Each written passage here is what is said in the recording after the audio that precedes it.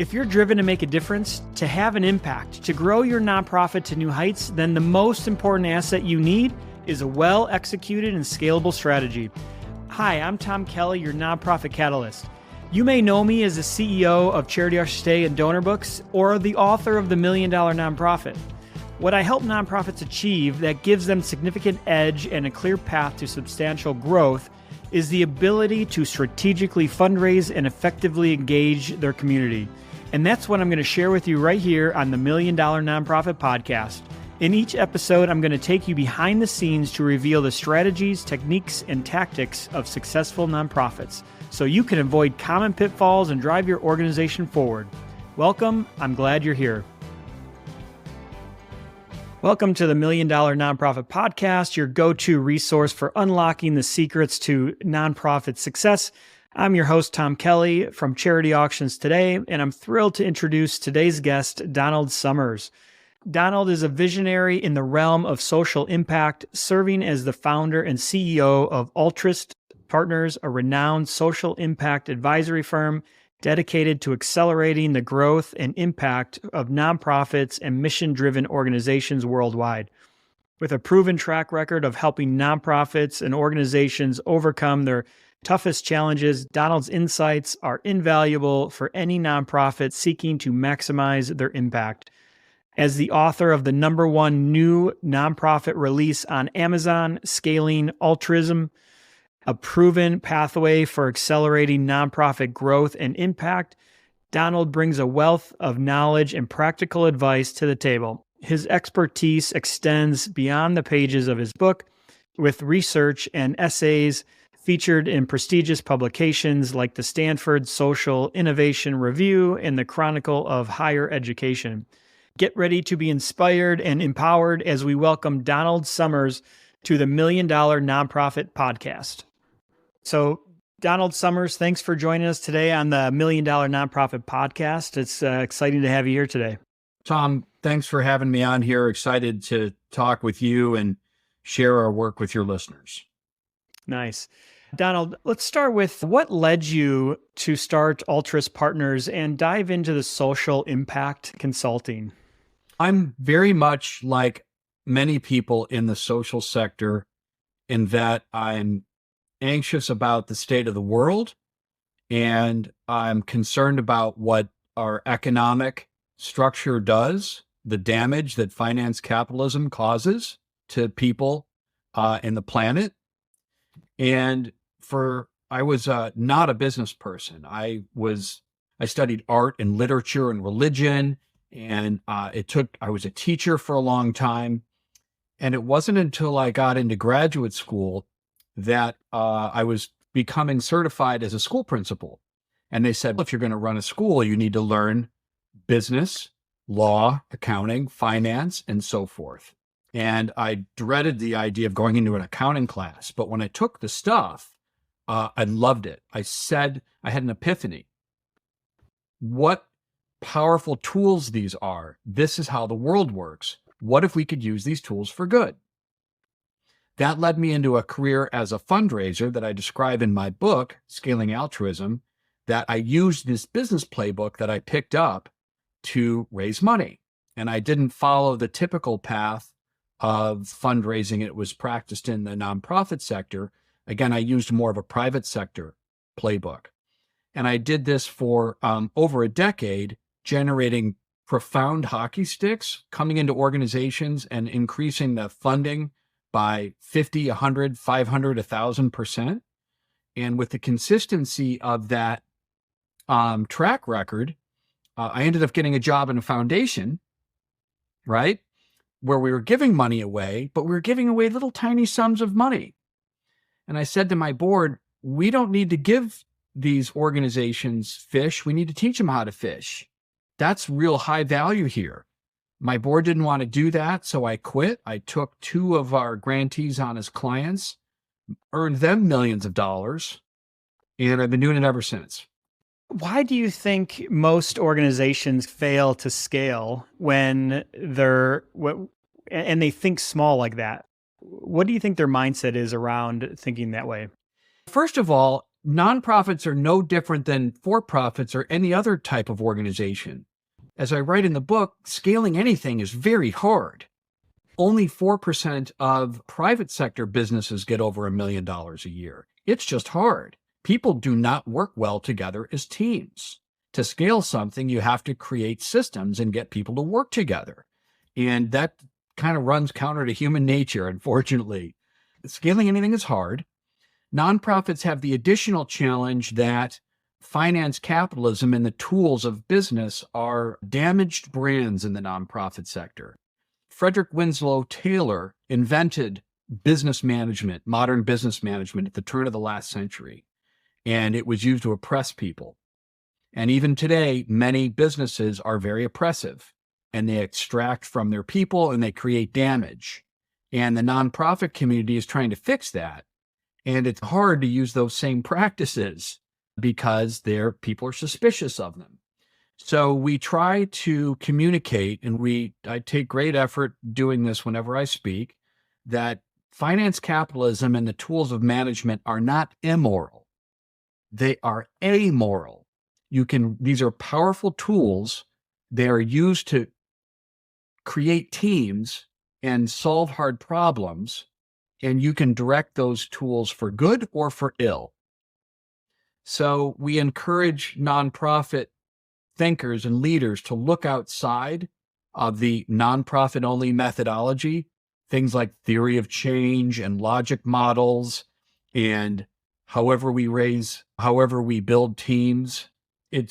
Those are often trying to reinvent in a different way other proven models that have been around for many decades. So when I started my consultancy, I said, let's look broadly. Let's look at every type of sector: public sector, private sector, nonprofit sector.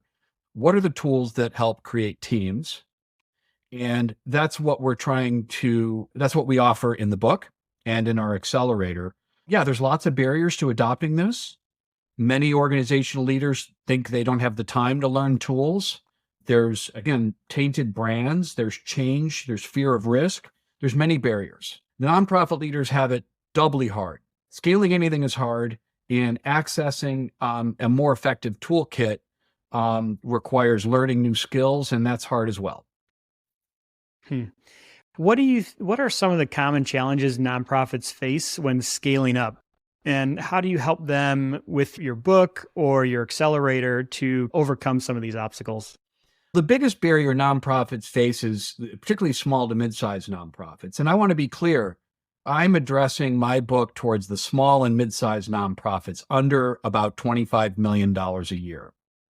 There's very large and successful nonprofits, hospitals, universities, legacy programs. Those are very sophisticated organizations. I want to help the small ones get bigger. Their barriers are many, but the one that they all have in common is they're inadequately capitalized. They don't have access to capital and sustainable, scalable revenue, because many of their revenue tactics they'll get them to survival. They use subsistence level strategies. They don't use high return on investment, scalable. They know how to raise $5,000 or $10,000. They don't know how to raise $500,000 or $5 million. So one of the first things we want is to teach them good revenue strategies. But what nonprofit leaders don't realize is your fundraising performance is not something over here. It's intimately connected with how you govern, with how you plan, with how you execute, how you communicate. You have to they all want to raise more money, but many leaders try to do isolated fixes or try a quick fix when you have to really design your entire organization to get to scale. So we often approach leaders with, hey, we can make you lots more money, but it's going to require a comprehensive end-to-end process that the book describes. It starts with performance benchmarking. You have to align your teams. You have to write a business plan. You have to test that with your stakeholders. You have to invest in a fundraising enterprise that's high return on investment, not low return. And then you have to execute with real discipline and focus. You have to have performance metrics and you have to have dashboards. This is sophisticated management stuff. and it's taught in business schools to for-profit entrepreneurs. It's not taught in colleges of education, colleges of social work, colleges of public policy, with a few exceptions. But nonprofit leaders they're subject matter experts. They get management and organizational training on the side, as I write about in the book. And there's a lot of information out there that's incomplete. They have to piece it together. So no one's written, as far as I know, concise end-to-end, do this first, then do this. And if you follow this pathway, it's not easy.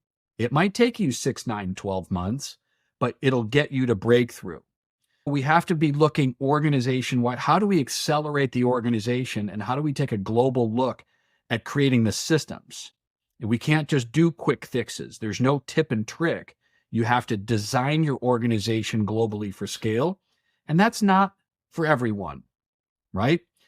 I'll close by saying, who's it for?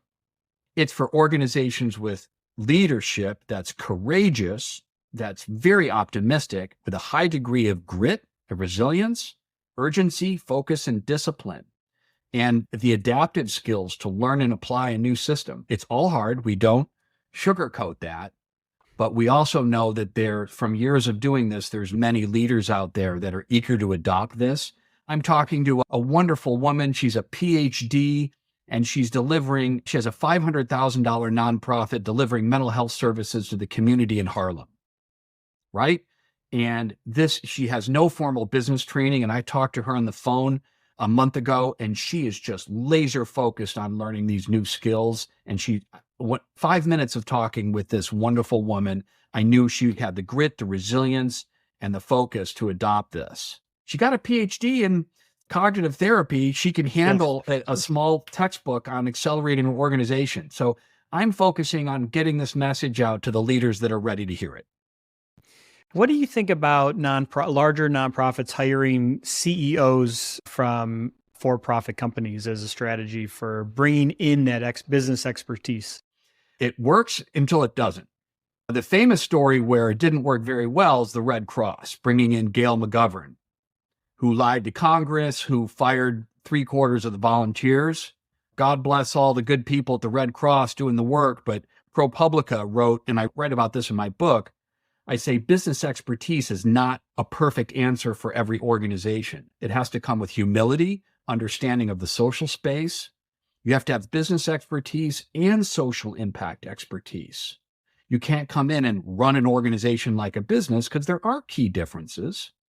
And whenever you have that level of hubris and the lack of integrity that's so often associated with business people, the bad kind of business people, that doesn't work. I love when successful entrepreneurs with humility and integrity start nonprofits. I'm working for one of our clients right now and you'll hear about them soon, an incredibly powerful and effective global development organization, bringing people out of poverty, giving them education, solving their environmental problems, solving social inequity, a total community transformation. They started in 2018, and now today they're already transforming over 1 million lives. Incredible acceleration of an effectiveness that I've never seen before. And now they're not running it perfectly, but that's another example. The founder is an incredibly smart business person, but he also brings humility, and he also hired a lot of nonprofit experts to help him do it. So there's no simple answer of business expertise is good. I think management and finance and team building and organizational development expertise is essential. It has to be brought in with values, and it also has to be layered in with all of the nuance that comes with the social sector. I'll close by saying I write about in a book, many people get this wrong. Jim Collins is one of the world's foremost business experts. He wrote Good to Great by Choice. He teaches at Stanford. I'm sure you're familiar with him. Yep. He wrote Good to Great for the social sector, or somebody else wrote it. Got it totally wrong. And I'm still amazed at this. He said, business principles don't apply in the social sector because you can't pay your people top rates, which is totally wrong. And you can't fire people, and you have to rely on volunteers. And he went ahead to repeat a number of myths about the nonprofit sector, which are just not true. So there's so much myth, there's so much misinformation out there, and people hear these things and they make assumptions. And there's a lot of work to clear the noise out and give people a proven management system. It's not about acting like a business. It's about using effective practices. And we do our best to provide those. I think one other point to also make for a successful organization, I've talked to a lot of small nonprofits over the last few weeks. And one of the common things that they always say is just keep going, even when you fall flat on your face, and just never give up, because you're going to run through all those obstacles. There's going to be times where you're like, why am I doing this? This is so hard. But all of them that were successful said, you just got to keep going. Amen to that, brother. I had that, you know what? The same challenge here.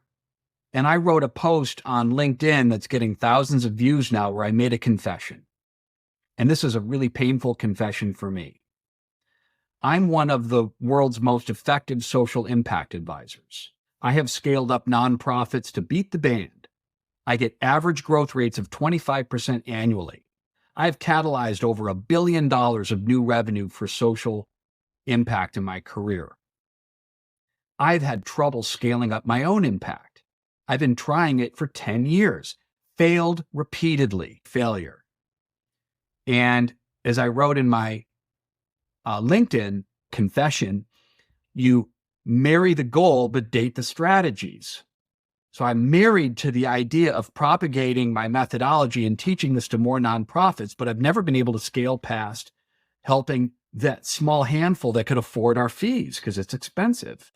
And I tried various things and they all failed. And I said, I'm dating all these strategies. And within 5 minutes, they throw the drink in my face and leave the restaurant. But I stuck to it and I followed my own advice, however painful it was, even though it's doctor heal thyself, cobbler's children have no shoes. I felt it professionally embarrassed, personally humiliated that I couldn't duplicate my own success. But I stuck at it. And it turns out what I needed to do was write this dang book. And writing this book was intensely difficult. It took me 10 years of study, 5 years of practice. But now, thank God, it's been on the bestseller list in the Amazon nonprofits since the day it came out. I'm getting people coming back and telling me it's helpful. And we've launched a low-cost accelerator platform that'll be a supportive community for people to apply the book's practices. And I'm not spiking the football here, but I'm starting to see a strategy that's finally winning. And I've been at this since 2013 with nothing but failure. Tenacity, don't quit, ever. That's what gets you there. And humility and trying something new, marrying the goal, date the strategy. But you got to learn, you got to work in your business and you got to work on the business. You got to deliver programs and services. You've got to keep the lights on, but then you have to be constantly, leaders have to figure out, how am I going to shape this organization so it works better? And that's why I want to provide this resource. But bottom line, it's hard. So let's stop beating ourselves up for failure. Failure is just data to improve your strategy. Yep. I love that. Marry the goal, date the strategy. From somebody, if you can tell us a success story of somebody that's either read the book and implemented or gone through the nonprofit accelerator, or what's the name of the accelerator, the full name of the accelerator that you launched for a smaller nonprofit? It's Altruist Accelerator, and it's ALTRUIST accelerator.org. I've only run 2 cohorts through it. It launches, this old model I had was old fashioned, 10 weeks. And then pitch deck, demo day, and launch it. That doesn't scale. My new format is self-paced and community-oriented, so anyone can join and you can take your time with it and you get much richer support.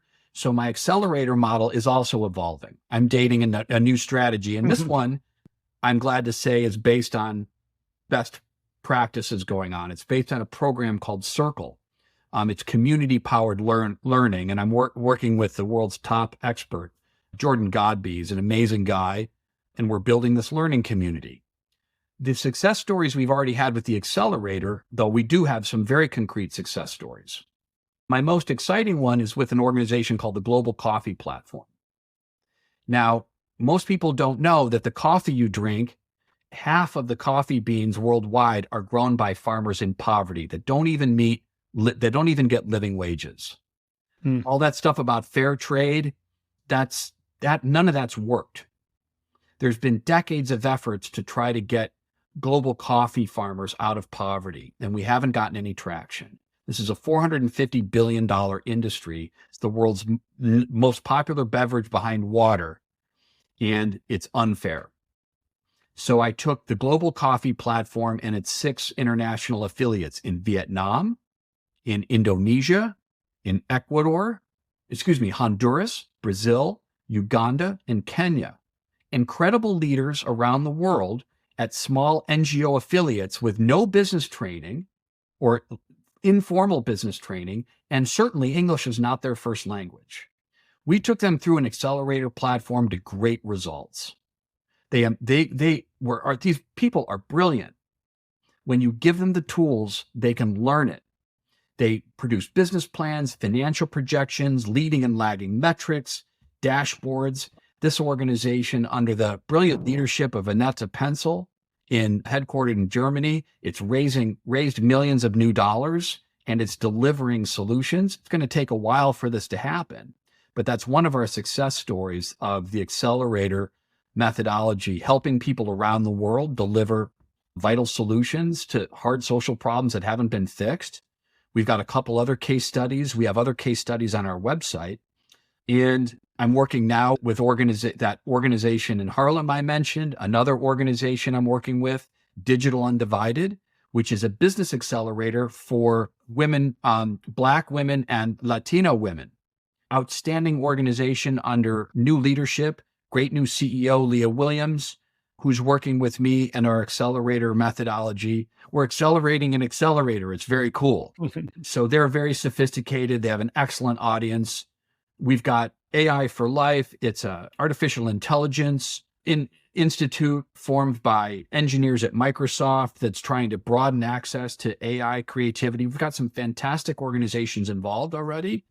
And the great thing is we can deliver all of this for, very little cost. It's a $79 a month fee when this launches versus tens of thousands of dollars a month for this type of sophisticated advice. And the best thing is it's scalable. We can bring in hundreds and then thousands of people to support each other and give each other feedback. And I'll close by saying the accelerator doesn't just give you the advice, it allows you to learn it so you can teach it to others. If you want to really learn something, I wasn't as strong a writer as I am now. Not that I'm the strongest writer, but I'm okay. I got a lot better when I taught grammar and writing to middle school students as an English teacher. When after college, I could write, but my writing had a lot of holes in it. It wasn't until I taught it to kids that I became pretty solid on the fundamentals. And we're designing the accelerator so people can learn this and teach it to others in their own organization and other organizations. I'm not trying to create scale. I want to create a movement. I want to create a movement of business management, execution savvy nonprofit leaders who use a proven toolkit and that can share it with other people. And hopefully we get some exponential growth here because the benefits are really well known. Nice. You mentioned a couple times that one of the biggest impacts on an organization is the organizational culture, the positive organizational culture. Oh. What are like a practical steps that nonprofit leaders can take to foster a positive organizational culture? Tom, I can tell you've worked with nonprofits before, that's for sure. The first practice in my book, you have to each practice in the book, and there's 50 of them divided over seven chapters, and all of them are critical. You have to get every practice right. Guess what the first practice is? Establish a growth mindset, right? You have to have a growth. What is a growth mindset versus a fixed or a stuck mindset? The book describes it, and it comes back to a basic expression. I believe it's Henry Ford who said it. Excellent business person, not a great human being, terrible, like many of us, there's bad mixed with good.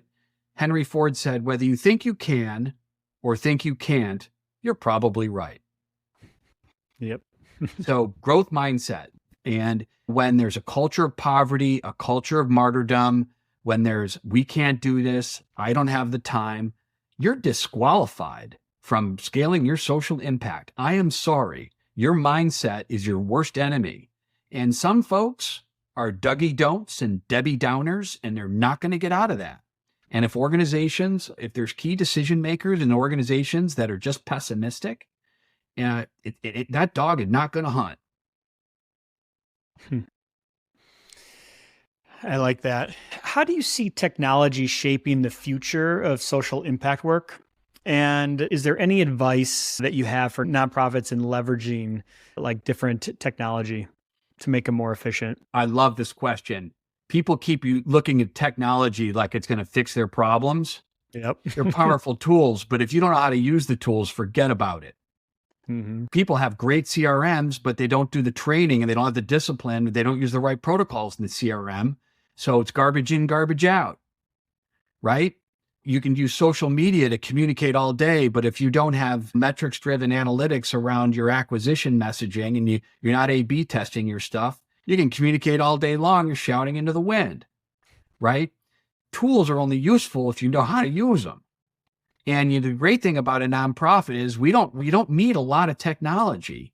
You need a really good business plan. You have to have sophisticated revenue strategy. You have to have focus and discipline. A lot of our small nonprofits, we get them started with spreadsheets. You need Google Docs and you need email. And it's all about building relationships and being able to pass due diligence with sophisticated investors and supporting your people and having a good culture and executing with precision, making sure that every time you deliver your services, you're using evidence-based practices. Technology can enhance all this stuff. And there's a lot of hullabaloo now about AI, of course, and some of it's really cool. I love my AI note taker, right? That's a game changer for me because I've got my hard disk is full. So when I have a phone call, so some technologies like plug and play. Mm-hmm. But we need to stop looking at the next technological revolution and start looking at our basic fundamental organizational practices, which predate. You get those right and you'll be able to use technology effectively, but technology is not a Band-Aid.